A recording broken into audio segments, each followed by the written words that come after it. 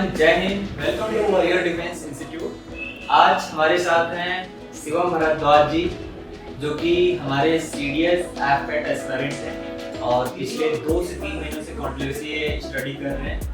और इनसे हम आज ये जानेंगे कि अब तक 2 से 3 महीने में जो इन्होंने स्टडी की है, तो क्या क्या स्ट्रेटजी इन्होंने अपनाई है, किस तरह से अपने आप को ले चल रहे हैं और घर से यहाँ तक की जर्नी इनकी कैसी हुई है और क्या क्या अब तक इनको चीजें ऐसी हैं जो चीजें इन्होंने अपने अंदर इम्प्रूवमेंट की। तो शिवम, मेरे को सबसे पहले आप ये बताओ कि आप घर से यहाँ तक जब आप आए तो आपके माइंड में ऐसा क्या थॉट्स आए कि आपको डिफेंस फोर्सेस में जाना चाहिए? सर एक्चुअली मेरे माइंड में तो बहुत पहले से था, क्योंकि जो मेरे दादाजी थे वो आर्मी रिटायर पर्सन थे, तो वो मुझे बचपन से ही मतलब आर्मी वगैरह की कहानियां सुनाते थे अपने पास बैठा के कि कैसा हुआ कैसा नहीं हुआ। उन्होंने 99 का कारगिल वॉर भी उन्होंने फॉट किया हुआ है, तो उससे मेरे अंदर जो एक इंटरेस्ट होता ना बचपन से ही डेवलप हो चुका था। लेकिन मैं बस वो एक चिंगारी की बात होती है ना, तो मैंने जब उस पे देखा, गूगल पे देखा, तो मुझे वॉरियर डिफेंस इंस्टीट्यूट का हुआ है, तो उस टाइम मेरे मन में ये नहीं आया कि मैं देहरादून जाऊं या वॉरियर्स में जाऊं। नहीं, आपने जैसा मुझे को बताया था कि कई सारे कोचिंग में आप गए जी जी, वहाँ पे स्टडी भी किया था, तो वहाँ से और यहाँ पे स्टडी में क्या डिफरेंट दिखा आपको? मुझे देखो सर, स्टडी तो मुझे वहाँ भी मिली, लेकिन जो एक लेवल होता है ना स्टडी का, वो वहाँ मुझे कहीं नहीं मिला। मैं कई 2-3 जगह गया हूँ, लेकिन मुझे कहीं ऐसा लेवल नहीं मिला जहाँ मैं सेटिस्फेक्शन मुझे मिल सके कि हाँ मैं पास्ट ईयर उठा के देखूं तो मुझे लगे कि हाँ ये क्वेश्चन मुझे उसी लेवल से बताया जा रहा है या टीचर उसी लेवल से मुझे मतलब मैटर प्रोवाइड कर रहे हैं जिस लेवल का उसमें पास्ट ईयर में क्वेश्चन है। अगस्त के एंडिंग में हाँ एफकेट का एग्जाम भी होना है जी, और 4 सितंबर को सीडीएस का एग्जाम भी फिक्स हो चुका है जी। तो अभी तक आपको क्या कॉन्फिडेंस लग रहा है, कितना भरोसा है कि आप वो एग्जाम को टास्क टारगेट कर सकते हैं? जी सर, भरोसा तो पूरा है। जिस हिसाब से मतलब टीचरों ने सपोर्ट किया है, मैंने मेहनत की है, सब लोगों ने गाइडेंस दिया है ना, तो सर क्योंकि पास्ट ईयर लगा रहा हूँ तो भरोसा तो पूरा हो रहा है कि हो जाएगा। क्वेश्चन सॉल्व हो रहे हैं? हाँ हो रहे हैं, बहुत इजीली सॉल्व हो रहे हैं और बहुत शॉर्ट ट्रिक से हो रहे हैं। बहुत टाइम मतलब मेरे पास बच रहा है, एक तरह से मैं कहूँ जो टाइम का इशू होता है ना, तो ऐसी ऐसी ट्रिक आ रही है कि मेरे पास टाइम बच रहा है। जो पैटर्न है यूपीएससी का, जो पैटर्न है, क्योंकि आपको पता है कि 11 सब्जेक्ट होते हैं, तो आप क्या क्या अपना स्ट्रेटजी प्लान की हो कि कौन कौन से सब्जेक्ट मेन हमें टारगेट करना है जिससे हमारा स्कोर एक अच्छा आ जाए? सर टारगेट ऐसा होता है, जैसे अगर हम सीडीएस या एनडीए की बात करें तो उसमें ज्यादातर बच्चे मैथ्स साइड से आते हैं, तो उनके लिए इजी पड़ता है केमिस्ट्री, फिजिक्स और बायोलॉजी यानी साइंस वाला पोर्शन। लेकिन वो जब यहाँ आते हैं तो उनको एक माइंड पिकअप कराया जाता है कि नहीं, जीएस के बिना तो हो ही नहीं सकता, ऐसा हो ही नहीं सकता। मैं उनसे केवल एक ही चीज कहना चाहता हूँ कि ये सब केवल आपको भ्रम में डालने का एक तरीका है। आप साइंस पोर्शन अच्छा कीजिए, उसके भी 50 क्वेश्चन हैं और पूरा जीएस का मिला के उसके 50 क्वेश्चन है, जिसमें current affairs, history, geography, polity, इतनी चीजें इंक्लूड है।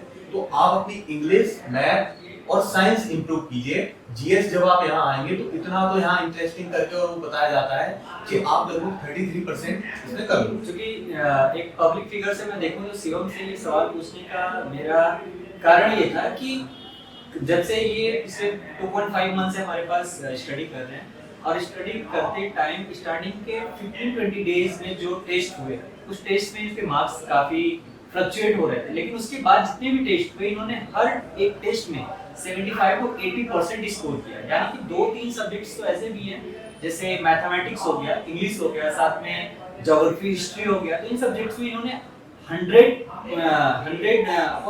का स्कोर किया। मतलब एक तरह से देखा जाए तो इनका सारा प्लान स्ट्रेटजी बहुत अच्छे लेवल पे चल रहा है।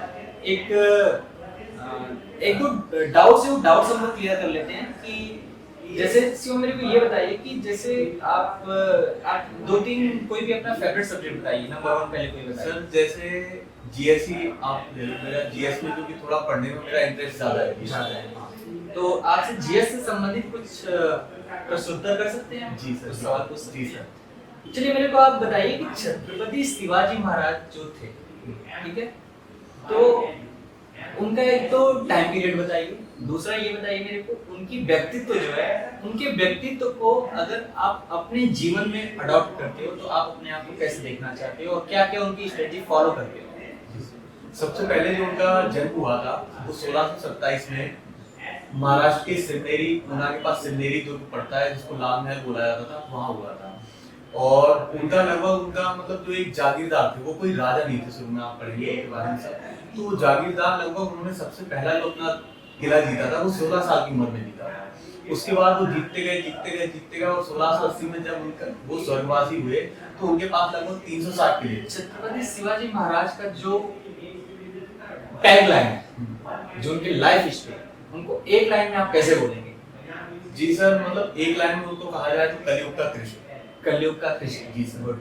और उनकी क्या क्वालिटी, कोई भी 2 या 3 क्वालिटी छत्रपति शिवाजी महाराज का बताइए जो आप अपने अंदर इम्प्लीमेंट कर रहे हो और उस चीज को फॉलो करके अपने आप को आगे बढ़ा रहे हो। सर उनकी जो सबसे अच्छी मुझे स्ट्रेटजी लगी वो उनका था मतलब जस्टिफिकेशन। और दूसरी उनकी जो मुझे अच्छी स्ट्रेटजी लगी जिसको मैं अपने जीवन में उतारना चाहता हूँ, उन्होंने एक बात कही थी कि किसी को कीचड़ में से निकालने के लिए हमें भिड़ना पड़ेगा कीचड़ में।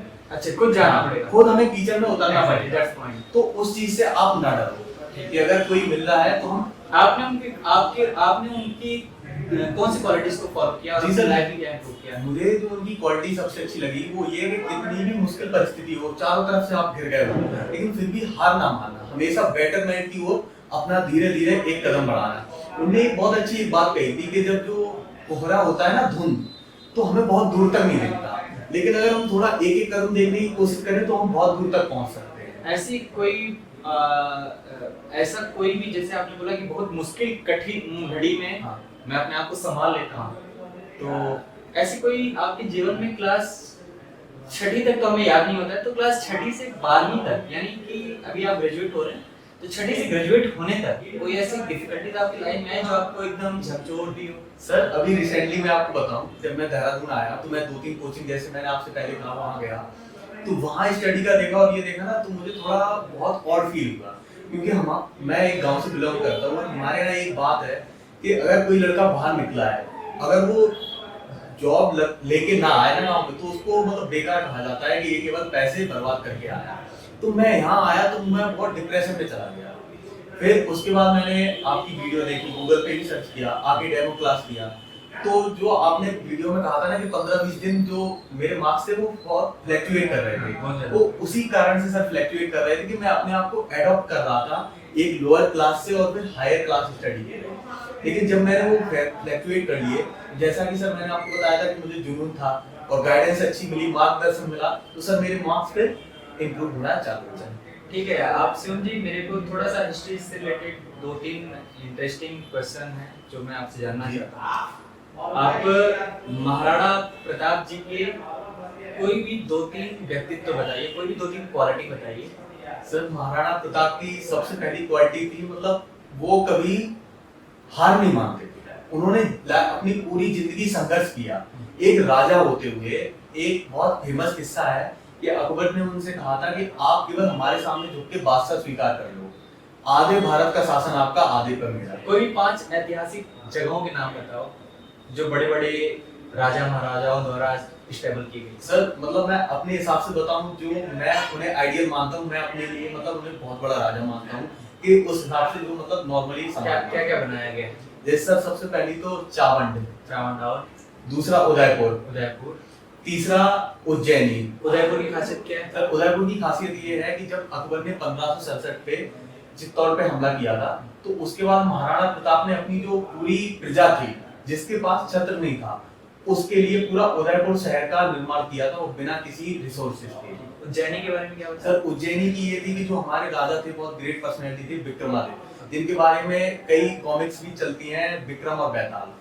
तो उन्होंने उस टाइम उसको सबसे पावरफुल बनाया था, और सबसे पहला जो आप जंतर मंतर सुनते हो ना सर, ये वहीं बनाया गया। जंतर मंतर के बारे में मेरे को कुछ बताइए। सर जंतर मंतर उस टाइम में प्रयोगशाला के लिए यूज हुआ जाता था, क्योंकि जो विक्रमादित्य जी थे उनके टाइम पीरियड में मतलब बहुत बड़े बड़े विद्वान थे, तो उन्होंने प्रयोगशाला के लिए जंतर मंतर का सबसे पहले उज्जैनी में निर्माण करवाया था, जो बाद में फिर जयपुर वगैरह में सवाई राजा मानसिंह जी ने उनकी कॉपी करके। ये मानसिंह कौन थे? सर ये मानसिंह सवाई राजा मानसिंह हमारे इतिहास में 2 हुए। एक तो जो भगवान दास के पुत्र थे, जिन्होंने महाराणा प्रताप से हल्दी घाटी का बैठक किया, दूसरा और ये हल्दी घाटी का बैटल कहाँ हुआ? ये हल्दी घाटी का बैटल 1576 में राजस्थान में हुआ, जो चित्तौड़गढ़ से लगभग क्या 70 कारण था मील हल्दी है। घाटी का बैटल होने का? सर हल्दी घाटी का बैटल बहुत थे सर। हल्दी घाटी का जो प्रमुख बैटल था कि अकबर पूरे भारत पे अधिपत्य चाहता था। अकबर और कौन था? अकबर सर वो जो मुगल थे ना, उनका सबसे प्रतापी राजा एक तरह से कहा जाता है अकबर था। अकबर का बेटा कौन था? अकबर का बेटा था शाहजहां, ठीक है। जहांगीर। जैसा कि आप लोग देख रहे हैं कि 1 to 1 rapid fire question Shivam के साथ किया जा रहा है, लेकिन कहीं भी ये अपने व्यक्तित्व को डगमगाने नहीं दे रहे हैं। मेरा मानना इतना ही है कि ये एक हमने छोटी सी जो क्लिप बनाई है ना, आपको ये बस हम बताना चाहते हैं कि जो लेवल होता है यूपीएससी का, उसके लिए पूरा जुनून चाहिए होता है। वो जुनून हमने इस बच्चे के अंदर देखा, हमने इसके व्यक्तित्व में एक निखार आते हुए देखा, और आगे बढ़ने की जो इसके अंदर ललक देखी, वो एक अलग ही लेवल था। मैं आप सभी लोगों से ये रिक्वेस्ट करूंगा कि पूरा जुनून के साथ मेहनत करिए। यूपीएससी दूर नहीं है, वो आपके आसपास आपके राह देख रही है। बस एक अच्छे इंसान की जरूरत है जो वहां पे जाए और अपने देश को आगे बढ़ाए। ठीक है शिवम, तो आज हम आपसे इतना ही प्रश्नोत्तर करके इस वीडियो को विराम देंगे, और आने वाले जो भी अपडेट्स होंगे, जैसे जो आपका, मैं चाहता हूं कि जो भी आप स्टडी कर रहे हो ना, एक एक सब्जेक्ट का ऐसे आपका पब्लिक फिगर में हम लोगों को बताएं कि एक स्टडी जो होती है उसकी कोई रूपरेखा नहीं होती। स्टडी करने का कोई बिंदु नहीं होता है कि घर में लग्जरी प्लेस ही चाहिए, लग्जरी जगह ही चाहिए। स्टडी आप कहीं भी कर सकते हैं। जो पढ़ने वाला व्यक्तित्व है, जो पढ़ने वाला व्यक्ति होता है ना, वो कहीं भी ट्रैफिक लाइट में, रोड के किनारे, झुग्गी झोपड़ी में, घर में, मिट्टी के तेल के साथ, बत्ती जला के, कैंडल के साथ, कहीं भी स्टडी कर सकता है। अपने ऊपर भरोसा रखिए और आगे बढ़िए। आज के लिए इतना ही। अगले वीडियो में फिर मिलेंगे एक नए जोश और एक नई एनर्जी के साथ। जय हिंद, जय भारत।